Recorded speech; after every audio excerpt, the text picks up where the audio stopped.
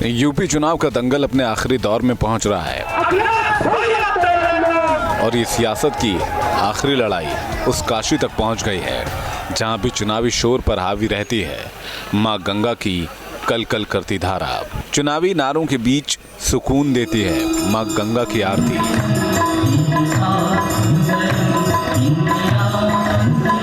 कहने की जरूरत नहीं कि मौजूदा सियासी घमासान में वाराणसी की हैसियत क्या है। ये देश के प्रधानमंत्री नरेंद्र मोदी का संसदीय क्षेत्र है और पूरी बीजेपी की साख यहाँ दांव पर लगी है।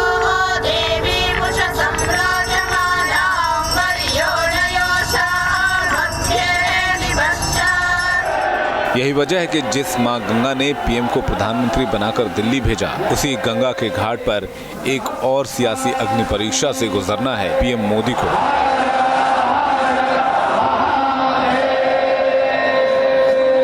न मुझे किसी ने भेजा है, न मैं यहाँ आया हूँ, मुझे तो मां गंगा ने बुलाया है। और यही वजह है कि सियासी विरोधी भी गंगा के इस लाल को लेकर चुनावी मंचों से तंज कस रहे हैं। पूछ रहे हैं कि आखिर मां को किसी बाहरी को गोद लेने की क्या जरूरत पड़ी। गंगा मां से कहा, मैं बनारस का बेटा हूं, बनारस मेरी मां है, गंगा मेरी मां है, नरेंद्र मोदी बनारस का बेटा है। 2014 में कहा बनारस को बदल दूंगा, वायदे किए। मोदी जी, रिश्ता बोलने से नहीं बनता है, रिश्ता निभाने से बनता है। बहरहाल इस चुनावी खींचतान और जुबानी तीरंदाजी के बीच न्यूज नेशन की टीम भी वाराणसी पहुंची। शिव की नगरी काशी को हिंदुओं का सबसे प्राचीन नगरी का दर्जा हासिल है।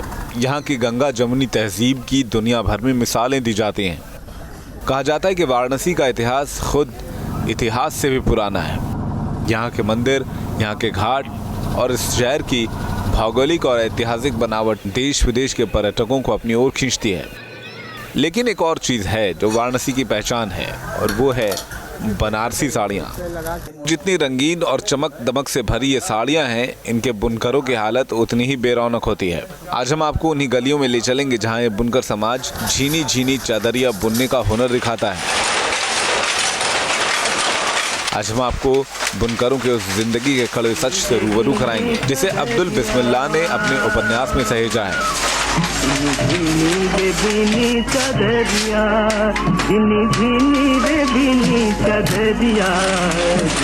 बनारस की गलियां आपको बहुत कुछ सिखाती हैं। जिंदगी की वो बारीकियां जहां आप समझते हैं कि अगर आपने बनारस की गलियों में अपना रास्ता ढूंढ लिया तो शायद आप जिंदगी ढूंढ सकते हैं।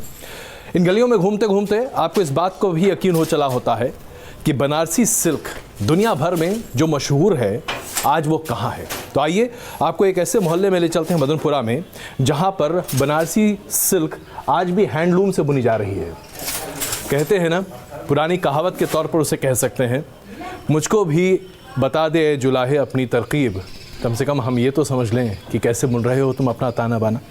जनाब, आपसे ज़रा हम समझना चाहेंगे, बनारसी सिल्क दुनिया भर में बड़े मशहूर है, आज लेकिन कहाँ है? आपके सवाल का जवाब देते हुए मुझे अंदर से शर्म महसूस हो रही है कि बनारस को पूरे हिंदुस्तान में, दुनिया भर में गंगा जमुनी तहजीब और यहाँ की संस्कृति की मिसाल दी जाती है जी कि बनारस एक तारीख़ी शहर है।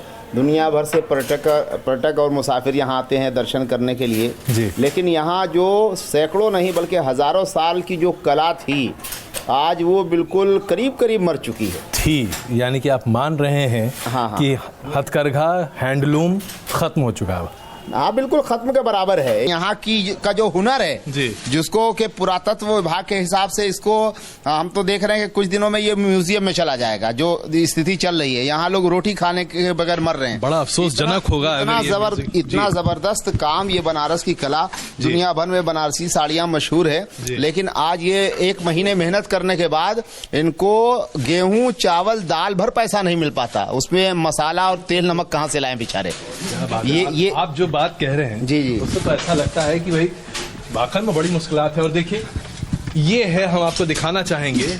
यहाँ पर आप एक साथ देखिए, ये 3 लूम्स लगे हुए हैं और ये हथकरघा हैं।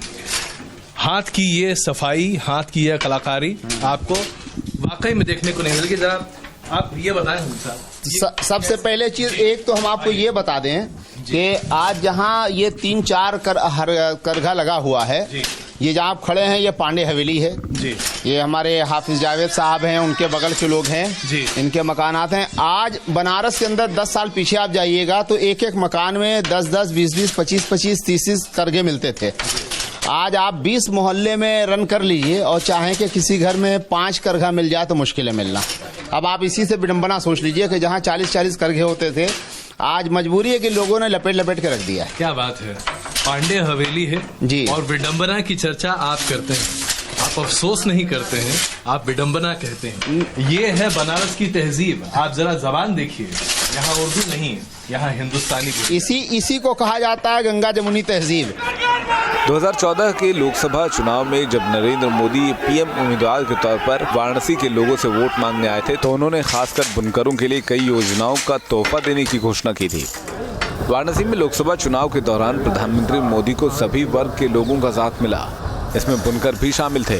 लोकसभा चुनाव के दौरान मोदी के वायदे से बुनकरों को जो उम्मीद जगी थी वो अभी तक पूरे नहीं हो पाए थे। बुनकरों का भरोसा डगमगाने लगा है। और अगर काम की बात सुन सकते हो मोदी जी तो जरा सुन लें, ये उनका संसदीय क्षेत्र है। ये काम करने वाले सैकड़ों नहीं हजारों की तादाद में आज बेचारे रोजी रोटी के लिए परेशान हैं। मैं जरा आप लोगों से और भी इधर आपसे भी आइए सर। हाजी साहब ये बताइए, सरकार कहती है कि बुनकर क्रेडिट कार्ड आपके लिए दिया गया, आपके लिए तमाम वो सुविधाएं दी जा रही हैं जिसके जरिए आप अपने सामान को दुनिया भर में बेच सकते हैं। अगर ये सब सुविधाएं सरकार दे रही है जी, तो वो क्या आपके पास नहीं पहुंच रही? पहुंच रही होती है तो देखिए इसमें यहाँ पर आपको दिखाई दे रहा है, इधर आप अपना कैमरा लाइए, आपको दिखाई देगा 3 करघा लगा हुआ है, जिसमें 1 करघा बंद पड़ा हुआ है। बंद होने का कारण यही है कि उनकी माली हालत बहुत खराब है। वो किसी तरह से अपनी रोजी रोटी मतलब वो जुगाड़ करके चला रहे हैं। जिसके पास पैसा नहीं, इस बार तानी का पैसा नहीं है, बाना का पैसा नहीं है, जिसका धागा का पैसा नहीं है, वो 1 कारखाना हमारा पड़ा हुआ बंद, वो दिखाई दे रहा है आपको। मोदी को सत्ता संभाले 2.5 साल से ज्यादा का वक्त गुजर चुका है, लेकिन बनारस के बुनकरों की जिंदगी में वो रंग नहीं घुल पाए हैं जिनकी उम्मीदें उन्होंने लगा रखी थीं। आम बुनकरों की शिकायत यह है कि पीएम मोदी की कोई भी योजना धरातल पर नहीं आ सकी है। आपकी समस्याएं हैं और जाहिर सी बात है आप भी चाहते हैं कि ये कला, ये हुनर आपके साथ रहे। अब जब नहीं हो पा रहा तो आपके स्थानीय विधायक, आपके नेता, आपके वार्ड काउंसिलर ये कुछ नहीं कर पाते क्या? विधायक को सिर्फ इलेक्शन के टाइम ही हमारा मकान याद आता है, उसके बाद में नहीं आता है। और हम लोग जाएंगे, टाइम मिलेगा 2 घंटा 4 घंटा उनके पास खड़े रहेंगे, मुलाकात तक नहीं होती है उनसे, चले आते हैं। और जैसे टूटा फूटा हम लोग का चल रहा है, चलाया जा रहा है। ये मोदी जी का संसदीय क्षेत्र है, उसकी हाल ये है। बनारसी साड़ी का कारोबार तकरीबन 1000 करोड़ का है, जिसमें से 300 से 400 करोड़ की साड़ियां हर साल एक्सपोर्ट होती हैं। हाल के कुछ सालों में बुनकरों का एक बड़ा तबका ऐसा भी है जिसके लिए अपनी रोजमर्रा की जरूरतें पूरी कर पाना भी मुश्किल हो रहा है। बदहाली और तंगहाली ने इस हथकरघा उद्योग से जुड़े लोगों की मुसीबतें बढ़ा दी हैं। आज अगर विदेश जाएं और वहाँ पर आप बनारसी सिल्क के बने ये तमाम चीज़ों को लेकर जाएं गिफ्ट के तौर पर, तो लोग ऐसे खुश होते हैं कि क्या कहा जाए। मैंने अभी एक जगह पढ़ा भी कि एक फ्रेंच महिला ने एक स्कार्फ $5000 यानी कि 3 लाख रुपए में खरीदा। अगर ये बाजार है तो फिर वो पैसा आप तक क्यों नहीं पहुंचता? यहाँ से जो काम आप खड़े हैं, जिस चीज़ पर चर्चा कर रहे हैं, मैं गया हज के लिए, साथ में मेरी मदर थी, तो वो शीशे की चूड़ियाँ पहनी थी हाथ में। तो अरब में तो लोग सोने की और उससे भी बेशकीमती जो जवाहरात होते हैं उसकी औरतें चूड़ियाँ पहनती हैं। लेकिन मेरी माँ को एक लेडीज़ ने इशारा किया, चूँकि वो अरबी बोलती थी, मेरी माँ अरबी जानती नहीं थी, तो मैंने उससे अरबी में कलाम किया, हमने माँ एशफी, तो उसने कहा कि हब्बतैन का मतलब उसने कहा कि मुझे 2 चूड़ी आप दे दें। तो मैंने अपनी माँ को कहा कि आप इनको 2 चूड़ी दे दीजिए। तो 2 चूड़ी जब उसको उतार के उन्होंने दिया तो वो 2 चूड़ी की कीमत तो 2 रुपए 5 रुपए रही होगी, लेकिन मेरी माँ को उसने हजारों रुपए का गिफ्ट दे दिया। मतलब उसके पास जो था निकाल के ये ले लीजिए, बोले हदिया हदिया हदिया। मेरी माँ कह रही ये क्या बोल रही है, तो हमने कहा कि ये आपको बोल रही है तोहफा तोहफा तोहफा। तो मैंने पूछा क्यों, तो वो बोली कि ये बनारस की चूड़ी है। तब बनारस में नहीं बनती है, बनती फिरोजाबाद में, लेकिन हिंदुस्तानी चूड़ी होने के नाते उसने बहुत लाइक किया और उसके बदले हजारों रुपए का तोहफा दिया। तो ये मैंने मिसाल इसलिए दी है, ये तो बेशकीमती चीज है। ये यहाँ 10,000 की लागत, 15,000 की लागत की साड़ियां जो यहाँ के लोग, जिन लोगों ने इस सनत को हाईजेक कर रखा है, इसको बिल्कुल अपना मोनोपोली बना रखा है, मोनोपोली इनकी है। अगर ये काम ना करें जो आपके सामने दिख रहे हैं तो वो रगड़ के मर जाएं, लेकिन इनकी मजबूरी है कि अगर ये बैठेंगे नहीं तो 10 बच्चों की ये परवरिश कर रहे हैं द फैमिली में अपने, तो ये क्या खिलाएंगे, इसलिए बैठ रहे हैं। और ये यहाँ से बना के ले जा रहे हैं, चौक वाले जो ले रहे हैं तो इसको लाखों लाख रुपए में बेचते हैं। यानी ये 5,000 एक महीना काम करने के बाद कमाते हैं, वो सिर्फ अपना 15-20 हजार इन्वेस्ट करता है तो वो कम से कम 80,000 75,000 एक साड़ी में कमाता है। तो मतलब ये मार्जिन है जी, और इस तरह से लोग ठगे जा रहे हैं। हाँ, ठगे जा रहे हैं ये लोग। अब इस ठगी पर कोई लगाम कसने वाला नहीं है। Ladies and gentlemen, the Honorable Prime Minister of India, Mr. Narendra Modi. Modi ji ने मेक इन इंडिया और स्किल्ड इंडिया का जो नारा दिया था, उससे बुनकरों की जिंदगी में बड़े बदलाव आने चाहिए थे, मगर बनारस के हथकरघा उद्योग की चाल जस की तस है। लोग बेहद निराश हैं।